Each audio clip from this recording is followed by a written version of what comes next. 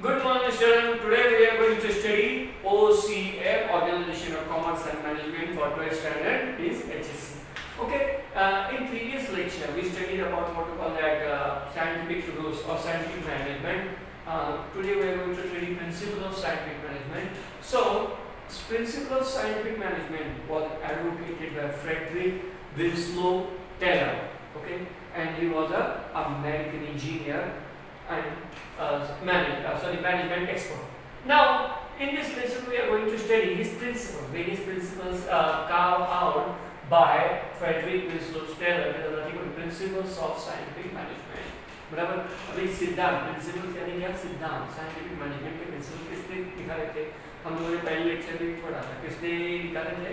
बल्कि Frederick Winslow Taylor. कौन? Frederick Winslow Taylor. Okay, FW Taylor. Now, first principle, science not rule of thumb. So, in order to increase the organization efficiency, the rule of thumb, these rules also we have completed in that lecture. But again, I am repeating or recapping it. Now, in order to increase organizational efficiency, a rule of thumb method should be substituted with the method developed through scientific analysis of work. Instead of rule of thumb is nothing but your own imagination, your own imaginative narration, or your own dreams and visions and visualization about the organizational growth doesn't matter at all. वो matter ही नहीं करता है. बल्कि rule of thumb होना नहीं चाहिए. बल्कि क्या होना चाहिए? बल्कि method developed through scientific analysis. कैसे काम, कौन काम कैसे करता है, किस तरह से करता है, किस तरीके से करता है, ये हमको देखना है. रूल ऑफ थंब यानी क्या? किसी को कोई भी काम दे दो, चाहे स्टाफ मेंबर हो, चाहे वर्कर हो, चाहे कोई भी एम्प्लॉयर हो, एम्प्लॉई हो. बराबर. एम्प्लॉयर उसको क्या करते हैं, मैनेजर उसको क्या करते हैं, जिसको जो काम आता है नहीं आता है कुछ देते हैं उसको काम दे देते हैं. That is nothing but rule of thumb. That is nothing but the rule of thumb. So instead of following rule of thumb, we should follow scientific principles of management. That is nothing but the science. That is nothing but the science. So we should adopt various types of scientific rules, various types of scientific applications, scientific methods in day-to-day work. Okay. So हम लोगों को क्या करना चाहिए? Scientific analysis of work करना चाहिए. यानी हर एक काम कैसे होता है, बराबर. हर एक इंसान कैसे काम करता है, बराबर. हर एक एम्प्लॉय कैसे काम करता है, स्टाफ मेंटल काम करता है, और जो वर्कर होता है वो फिजिकल वर्क करता है, और जो स्टाफ रहता है ऑफिस में, जितना भी स्टाफ हो, कोई भी हो, वो लोग मेंटल वर्क करते हैं. तो हम लोगों को देखना है कि उनको उनके काम का हमको साइंटिफिक एनालिसिस करना है कि किसको काम अच्छा हो रहा है, कौन अच्छा काम कर रहा है, किसका परफॉर्मेंस अच्छा है, किसका परफॉर्मेंस बेस्ट है, और किसका परफॉर्मेंस वर्स भी है, ये भी देखना है, और किसका परफॉर्मेंस एवरेज है. Now that is nothing but scientific analysis. Now, rule of thumb decisions are based on personal judgments of the manager. Personal judgment of the manager. Now, rule of thumb is not a personal judgment. It is a person's perspective, personal attitude. So, instead of following our own intuition, or intuitional behavior, we should follow science. और scientific analysis of work. हमारा खुद का मन में क्या होता है कि हम लोग दूसरों, समझो मैं एक मैनेजर हूँ और स्टाफ यहाँ काम कर रहा है, तो स्टाफ के प्रति मेरा नजरिया क्या है, किसके प्रति मेरा नजरिया फेवरेबल है, किसके प्रति अनफेवरेबल है, या किसके प्रति मेरा कोई नजरिया ही नहीं है, ये इंपॉर्टेंट नहीं है. क्योंकि इससे कंपनी में सत्यानाश होगा. बराबर. इससे काम का परफॉर्मेंस अच्छा नहीं हो सकेगा, क्योंकि फेवरेटिज्म होगा. क्या होगा? फेवरेटिज्म. जो मेरे फेवरेट है, बराबर, तो उन लोगों को मैं ज़्यादा से ज़्यादा फेवर करूँगा, उनको अच्छा काम देते जाऊँगा, उनका प्रमोशन देते जाऊँगा. और जो अच्छा काम करने के बावजूद भी जो फेवरेट नहीं है, मेरा पर्सनल जजमेंट उनके बारे में बुरा है, तो ऑब्वियसली क्या होगा, उनको मैं ज़्यादा काम दे दूँगा, उनको प्रमोशन दे दूँगा, या उनको हल्का काम दूँगा. तो इसलिए ये फेवरेटिज्म नहीं होना चाहिए, पर्सनल जजमेंट नहीं होना चाहिए. इसीलिए you follow science and that is nothing but scientific analysis of work. So rule of thumb decisions are based on personal judgement of the manager. कोई भी मैनेजर डिसाइड करता है हाँ ये प्रोजेक्ट में लोगों को काम पे लेंगे, अपने मन से, अपनी इच्छा से, वो गलत है. बल्कि हम लोगों ने ये देखना चाहिए मेरिट. बराबर. मेरिट यानी क्या? किसका परफॉर्मेंस अच्छा है, किसका क्वालिफिकेशन अच्छा है, किसके पास कितना एक्सपीरियंस है, किसके पास कितने स्किल्स है, ये हमें देखना चाहिए. देखो, ये जानने के लिए हमें क्या करना चाहिए? बल्कि scientific analysis of work follow करना पड़ेगा, तो ये तो कर पाएंगे.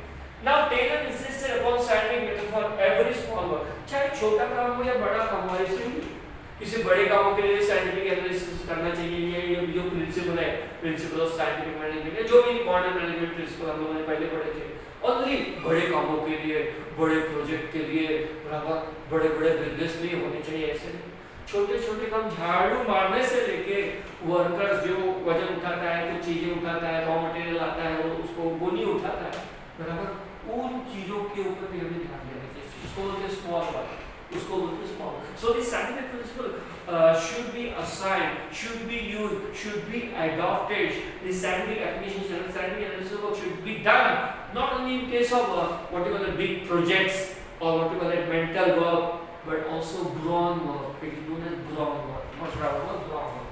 Brawn work यानी physical work, physical जो काम करता है, जैसे झाड़ू मारना है, वजन उठाना है, गोनी उठाना है, कुछ भी काम हो, बराबर, इनको भी हमको ये साइंटिफिक प्रिंसिपल्स या scientific analysis of work apply करना चाहिए, वहाँ भी साइंस का एप्लीकेशन होना चाहिए।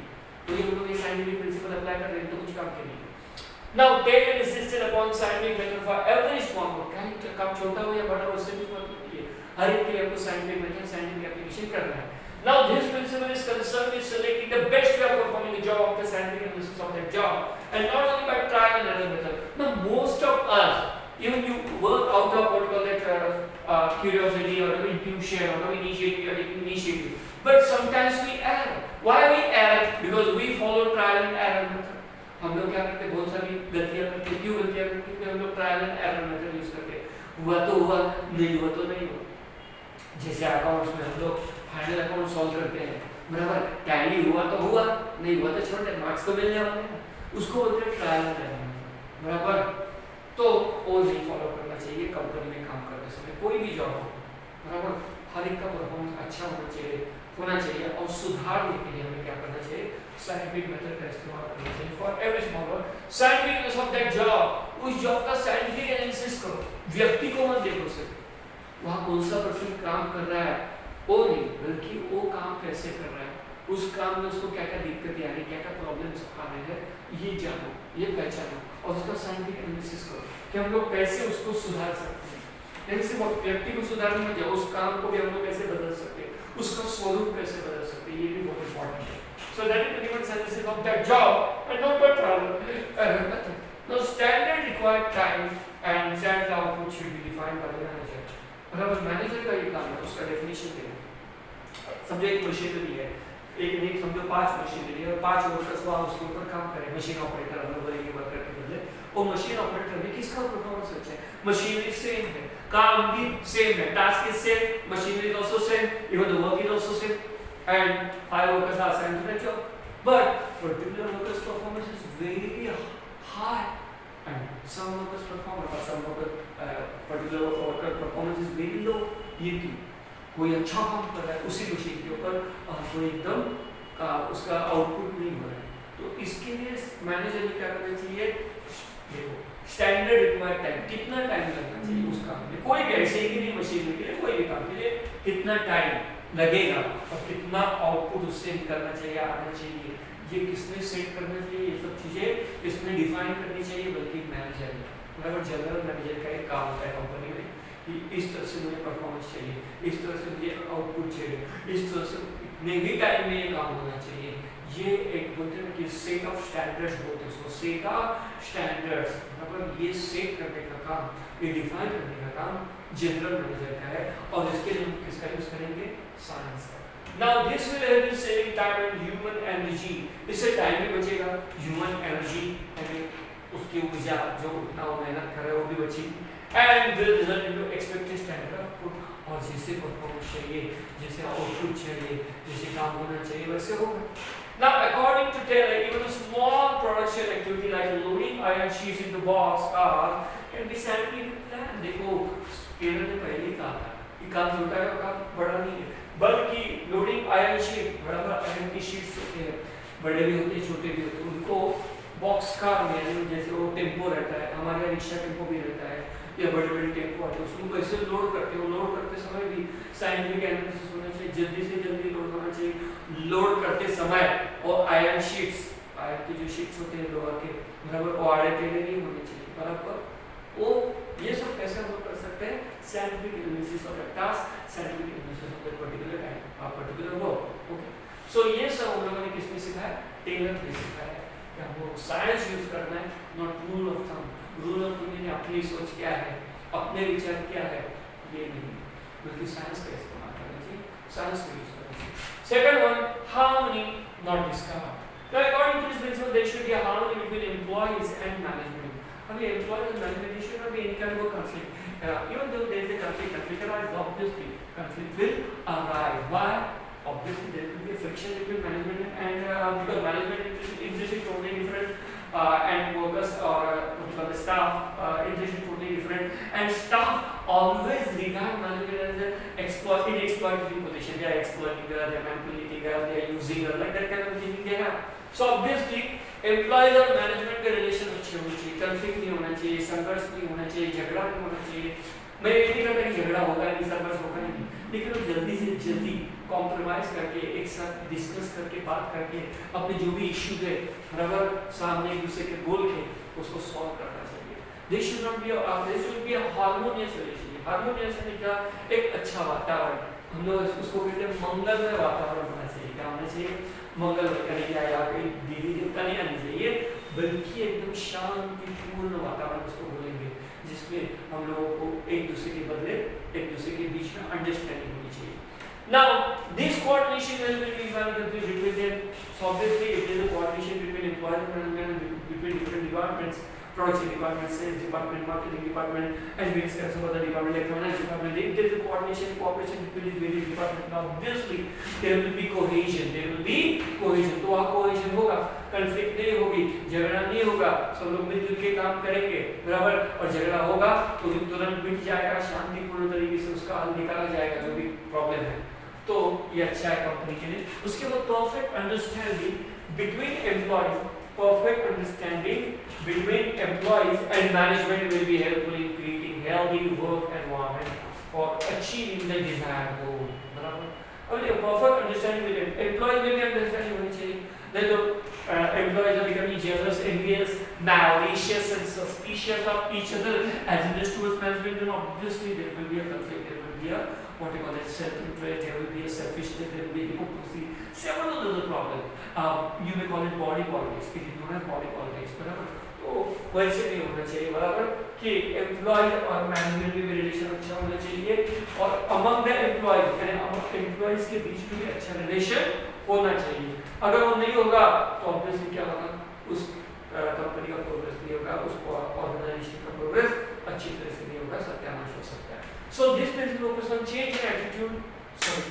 This coordination will help in minimizing conflict between them. Perfect understanding between employees and management will be helpful in creating healthy work environment. अगर management employees और सब एम्प्लॉयज में अगर अच्छा अंडरस्टैंडिंग है, दूसरे के प्रति आदर भाव है, स्नेह है, प्यार है, so obviously will help in creating healthy work environment. तो अच्छा एक काम का माहौल तैयार होगा जिसमें कंपनी का भी फायदा होगा और जो भी वर्कर्स है, एम्प्लॉयज है, स्टाफ है, उनका भी फायदा होगा। So for achieving the desired और से जो भी लक्ष्य उन्हें प्राप्त करना है, जो भी गोल उन्हें प्राप्त करना है, वो जल्दी से प्राप्त होगा। Now उसका मतलब क्या, success. Now organization should think about maximum prosperity of employees also. Maximum prosperity होनी चाहिए। Maximum prosperity यानी क्या कि ऑर्गेनाइजेशन में बहुत प्रॉफिट कमाए। अभी आपने पार्टनरशिप कैपिटल अकाउंट में पार्टनरशिप फाइनल अकाउंट में पढ़ा रहेगा नेट प्रॉफिट। जो नेट प्रॉफिट आता है बराबर, अब ये कंपनी में क्या किया जाता है, एसपी के स्टूडेंट्स को तो मालूम ही है कि जो भी नेट प्रॉफिट आता है उसमें से डिविडेंड दिया जाता है, इसको बल्कि शेयर होल्डर्स को। तो लेकिन वर्कर्स को अच्छी सैलरी, वेजेस, बोनस बराबर, प्रमोशन बराबर, अवार्ड्स, रिवॉर्ड्स जो भी है वो मिलने चाहिए। सो organisation should think about maximum prosperity कि ज़्यादा से ज़्यादा फायदा हो and of employees, बस सिर्फ अपना फायदा ना हो बल्कि अपने एम्प्लॉयज का भी फायदा हो। कंपनी के साथ एम्प्लॉयज भी बढ़े, कंपनी के साथ एम्प्लॉयज का भी फायदा होना चाहिए, उनको भी अच्छा सैलरी, अच्छे वेजेस, बोनस मिलना चाहिए, प्रमोशन मिलना चाहिए, उनको रिवॉर्ड अवार्ड जो भी है उनके अच्छे काम के लिए देना चाहिए। सो ये सब होना चाहिए, उसको harmony of this. Third one is mental revolution. Now Taylor introduce the concept of mental revolution. Mental revolution में तुम्हारे दिमाग की सोच में बदलाव होना चाहिए। Now this principle focuses on change in attitude of employees and management towards each other. Employees और मैनेजमेंट एक दूसरे को क्या देखते हैं, दुश्मन की तरह देखते हैं। मैनेजमेंट हमेशा ये सोचता है because employees are very lazy, बराबर, and they are passing the buck, बराबर। पासिंग द बक यानी क्या, हमेशा कुछ ना कुछ टाइम पास करने के लिए या अपनी जिम्मेदारी छोड़ देने के लिए हमेशा कुछ ना कुछ बहाना ढूंढते हैं। तो मैनेजमेंट और एम्प्लॉयज में एक अंडरस्टैंडिंग होना चाहिए, और सिर्फ अंडरस्टैंडिंग नहीं, उनका एटीट्यूड एक दूसरे के प्रति क्या होना चाहिए, बल्कि फ्रूटफुल होना चाहिए, कोऑपरेटिव होना चाहिए, बराबर, और एक अच्छा होना चाहिए, नजरिया अच्छा होना चाहिए towards each other. Both should realise their equal importance in organisation, और ऑर्गेनाइजेशन का सबका इंपॉर्टेंस है।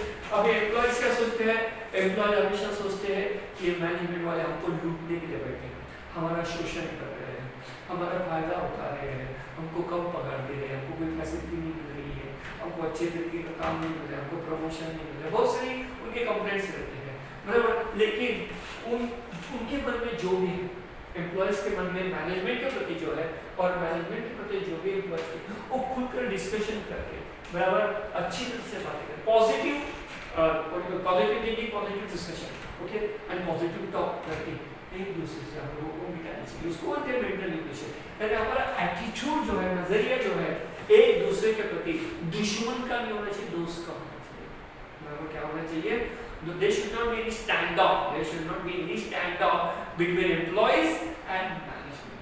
Obviously this is abysmal, this is very bad for the company, especially company's culture, company में भी culture होता है, company work environment as well as company का performance उससे बिगड़ेगा, और company का performance बिगड़ेगा तो किसका नुकसान है, मैनेजमेंट का तो नुकसान है ही, उसके साथ एम्प्लॉय जो है वर्कर्स उनका भी नुकसान है।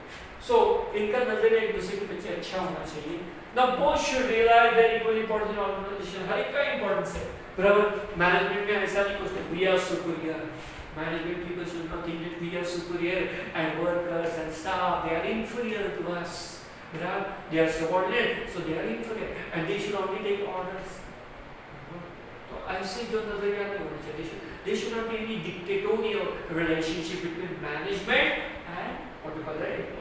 डिक्टेटोरियल यानी डिक्टेटर जैसा, हम लोग हुक्म देंगे, वो मैनेजमेंट जो भी हुक्म देगा वो एम्प्लॉयज ने मानना ही चाहिए, बराबर। एम्प्लॉयज की कोई भी बातों को हम लोग नहीं मानेंगे, उनके जो भी सजेशंस है उनको हम लोग, उनकी जो भी मांग है हम लोग पूरा नहीं करेंगे, उनकी तरफ ध्यान नहीं देंगे, ऐसा एटीट्यूड होना चाहिए। और एम्प्लॉय में भी मैनेजमेंट को अपना दुश्मन नहीं मानना चाहिए, खुलकर बातें करनी चाहिए, जो भी समस्या है उनको बतानी चाहिए, छुपानी नहीं चाहिए, बराबर। There should not be a rivalry between management and employees. Instead, there should be a friendship. There should be what you call that brotherhood between what you call that this one, management and employees and management. So both should realize their equal importance in organization. Both are important for the organization. Management cannot work without employees. Employees cannot what you call function without management. Now they should give full cooperation for achieving goal of organization. And they should cooperate among themselves as well as they should cooperate with each other. With management and employees should cooperate with each other for the performance of the organization, for achieving the goals of the organization. अब उनका company का जो भी लक्ष्य है उसको प्राप्त करने के लिए, success, to get success. Now this will increase productivity and profit. Obviously, जहाँ cooperation होगा, जहाँ coordination होगा, employees और management में understanding होगी, deep understanding होगी, वहाँ productivity बढ़ेगी और जो भी प्रॉफिट है वो तो बढ़ेगा ही। इस तरह से कंपनी क्या होगी, सक्सेसफुल होगी और इसका फायदा सबको होगा। Now fourth one, cooperation and not individualism, बराबर। Now cooperation and not individualism. Now this principle emphasizes on mutual cooperation between workforce, employees and management. There should be mutual cooperation, mutual understanding, okay? Not disintegration but integration. All employees, all the management, all the staff should be integrated in that whatever the office environment, work environment, or whatever work culture of the company or the organization, particular organization. There should not be disintegration. There should not be individual interest or hypocritical interest of a management or hypocritical interest on the part of whatever the employees. And they should not behave selfishly with each other. बराबर। तो this principle mutual cooperation होना चाहिए, दोनों में अच्छी तरह से cooperation हो सकती है। किसमें, वर्कफोर्स में, कौन, चाहे एम्प्लॉयज हो या मैनेजमेंट हो, अपने स्वार्थ के लिए फायदा अपने फायदे के लिए काम नहीं करना चाहिए, अपने स्वार्थ के लिए फायदा काम नहीं, हमको कंपनी को, ऑर्गेनाइजेशन के लिए काम करना है, कंपनी को आगे बढ़ाना है, बराबर। सिर्फ खुद का प्रमोशन होना चाहिए, खुद को सैलरी अच्छा मिलना चाहिए, ऐसा ना मैनेजमेंट भी सोचना चाहिए ना एम्प्लॉयज भी सोचना चाहिए मेरा फायदा हो, बाकी कंपनी जाए भाड़ में, बाकी की जाए भाड़ में, ऐसा सोचना नहीं चाहिए, बराबर। तो ऐसा सोचना चाहिए हर एक एम्प्लॉय ने, हर एक मैनेजमेंट जो भी है, upper level, lower level, middle level, जो भी मैनेजर है, मतलब उन्होंने क्या सोचना चाहिए कि कंपनी का फायदा हो, और कंपनी के साथ सिर्फ मेरा नहीं बल्कि सबका फायदा हो, बराबर। तो ऐसी सोच होगी तो obviously there will be a cooperation होगा। लेकिन इंडिविजुअलिज्म यानी क्या, सिर्फ मेरा फायदा, मेरा स्वार्थ, मेरा इसमें क्या फायदा है, मेरा इसमें क्या स्वार्थ होगा, मुझे उससे क्या मिलेगा, या ऐसी अगर सोच कोई भी एम्प्लॉय या कोई भी मैनेजर रखता है तो उससे कंपनी का सत्यानाश होगा, उससे कंपनी का जो सक्सेस भी होगा उसको फेल हो जाएगा, परफॉर्मेंस लो हो जाएगा, लो प्रॉफिट के लिए नो प्रॉफिट या नो प्रॉफिट ऐसा हो जाएगा, ये गलत बात है। नाउ ड्यू टू कोऑपरेशन होना चाहिए, ट्रस्ट इज सबसे इंपॉर्टेंट है। Employees should trust management and manage. This is a trusteeship relationship. हम लोगों ने शायद 11th में ये पढ़ा था, trusteeship relationship, बराबर, between management as well as employees, and they should trust each other. ये सबसे important है trust, क्योंकि आज के ज़माने में वही काम, विश्वास, एक दूसरे के ऊपर विश्वास होना चाहिए। उसके बाद टीम स्पिरिट, टीम के लिए काम करो, खुद के लिए नहीं। जैसे क्रिकेटर, हमारे इंडिया की क्रिकेट टीम इंडिया हम लोग बोलते हैं उसको, बराबर। अगर कोई भी बैट्समैन, कोई भी अगर सिर्फ अपने फायदे के लिए नहीं, मुझे ज़्यादा विकेट मिलेंगे, मुझे ज़्यादा पैसा मिलेगा, मुझे ज़्यादा एडवर्टाइजिंग के लिए मेरा नॉमिनेशन होगा, बराबर, और मेरा नाम होगा, मैं फेमस हो जाऊंगा, ऐसे अगर सोच के खिला तो इंडिया जीतेगी क्या? नहीं।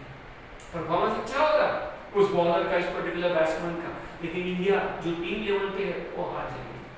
वैसे ही सेम ऑर्गेनाइजेशन की growth, there should be team spirit, that kind of environment between management and employees, team spirit, team में काम करो, सिर्फ खुद का फायदा, खुद का क्या बोलते हैं स्वार्थ, ये देख के काम मत करो, that is nothing but team spirit. So ये सब होना चाहिए इसका। Internal competition will turn into healthy working environment. Competition नहीं होना चाहिए ऐसे ही, एक एम्प्लॉय दूसरे एम्प्लॉय के साथ compete करेगा, लेकिन वो competition सिर्फ स्वार्थ से भरा नहीं होना चाहिए। कौन अच्छा काम करेगा, कौन कंपनी को, ऑर्गेनाइजेशन को आगे लेके जाएगा, कौन ज्यादा से ज्यादा प्रॉफिट दिलाएगा, और इससे सबका फायदा होगा। ऐसे healthy competition, healthy working environment, healthy competitive environment होना चाहिए। कंपटीशन भी अनफेयर नहीं होना चाहिए, फेयर होना चाहिए कंपनी में, बराबर। सिर्फ स्पोर्ट्स में नहीं बल्कि कंपनी में भी जो भी कंपटीशन होता है एम्प्लॉयज के बीच में, मैनेजमेंट के बीच में, वो हेल्दी होना चाहिए, फेयर होना चाहिए, and that kind of environment should be created by the management, the job of top management. So healthy working environment, management should always consider the suggestions given by employees in decision making process, बराबर। हमें management या ऐसा हमेशा नहीं सोचना चाहिए, ज़्यादा से ज़्यादा ये टॉप लेवल मैनेजमेंट और मिडिल लेवल मैनेजमेंट ऐसा सोचते हैं कि हम करें, हम जो बोलेंगे वो करना, बाकी ने मानना चाहिए, करना चाहिए, उसके हमारे खिलाफ कोई बोलना नहीं चाहिए, हमारी गलतियाँ किसी ने लिखनी नहीं चाहिए, या कुछ भी प्रॉब्लम हो एम्प्लॉय ने, हमको आके कुछ बोलने की जरूरत नहीं, हम लोग देख लेंगे, हमको सब मालूम, ऐसे नहीं होना चाहिए। अगर कोई एम्प्लॉय अच्छे सजेशन देता है, अच्छे सुझाव देता है, अच्छे आइडिया देता है, तो उनको मानो, बराबर। You should accept that, you should absorb that ideas and incorporate them into the day-to-day lives of that office environment or work environment or organizational function. ऐसे टाइप का कल्चर हो, ऐसे टाइप का अगर एनवायरनमेंट होगा तो कंपनी फायदे नहीं चलेगी। यहाँ जो लोअर लेवल मैनेजमेंट है या वर्कर्स है या ऑफिस स्टाफ है या एम्प्लॉयज है, उनकी भी बातें सुनी जाती है, उनकी भी बातें मानी जाती है, उनकी भी बातों के ऊपर अमल किया जाता है। Then the employee should be treated as an integral part of organization in all respect. Employees also the integral part. They should not be disintegrated. They should not be separated from the management. They should be not be separated from company or organizational culture. They are the part of management. They are also part of the company. Okay. So they are inseparable. Employees are nothing but inseparable part of any organization, any organizational culture or management. Management cannot exist without the employees. कोई भी management नहीं रह सकते अगर employ नहीं है। Now, at the same time, employees should resist themselves for going on strikes and making unnecessary demand for money. हमेशा हमेशा बल्कि स्ट्राइक बार बार हमारी मांगे पूरी करो, स्ट्राइक पे गए, हमारी मांगे पूरी करो, स्ट्राइक पे गए, बराबर, मेकिंग अननेसेसरी डिमांड, हमको इतना ही पगार चाहिए, इतना ही बोनस चाहिए, बराबर, अरे उतना प्रॉफिट है क्या, उतना कंपनी का अच्छा परफॉर्मेंस है क्या, ये भी देखो। सिर्फ मैनेजमेंट के ऊपर तो ध्यान देने से कुछ नहीं होगा, बल्कि हमें देखना चाहिए कि सच में कंपनी का परफॉर्मेंस अच्छा है क्या, कंपनी के पास उतना प्रॉफिट है क्या, हमको बोनस दे पाएगी, हमको प्रमोशन दे पाएगी, हमको अच्छी सैलरी दे पाएगी, अगर नहीं तो फिर छोड़ दो। Now they should treat each other two pillars of the organization. Management and employees, they are the two pillars of any organization. If one pillar collapse, okay, or one pillar becomes weak, then obviously the whole organization will collapse. चाहे management हो चाहे employ, दोनों एक अविभाज्य अंग है किसके, बल्कि ऑर्गेनाइजेशन के, किसी भी कंपनी के। इसमें से एक भी कमजोर गिर गया, एक भी अगर टूट गया किसी भी कारण, तो ऑब्वियसली पूरी ऑर्गेनाइजेशन, पूरी कंपनी बर्बाद होगी, सब खैर हो। इसलिए सब लोगों ने मिलजुल के काम करना चाहिए, ये कोऑपरेशन है, नॉट इंडिविजुअल।